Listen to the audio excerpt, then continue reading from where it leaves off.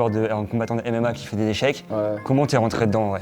Non, moi j'ai commencé à l'école. Donc en gros, j'ai commencé avec mes sœurs qui m'ont appris, ma grande sœur. J'avais 6 ans, 7 ans, parce que nous on avait un club d'échecs dans mon école. Ouais. Et en gros, on a fait une équipe et on faisait des interscolaires. Ok. Et puis on a gagné le tournoi de Belgique. Donc jusque 12 ans, j'ai gagné, on va dire, si tu veux, la Belgique elle est divisée en 3 parties. Et j'ai gagné le championnat de Wallonie, donc c'est toute la partie sud. Ok. Et au championnat national, j'avais fait 8e, un truc comme ça. Ils m'ont demandé de commencer à étudier.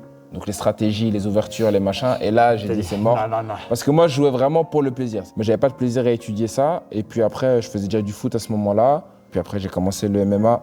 Mais j'ai toujours gardé ce mindset des échecs. C'est-à-dire, quand je combats, essayer de chercher la faille. Et je visualise le MMA comme tu vois, je dois mettre KO mon adversaire. Ouais. Mais j'ai pas envie de mettre un KO parce que je suis fort à la bagarre. J'ai envie de mettre un KO parce que le mec l'a pas vu venir, parce que j'avais un coup d'avance. Tu vois, j'ai feinté.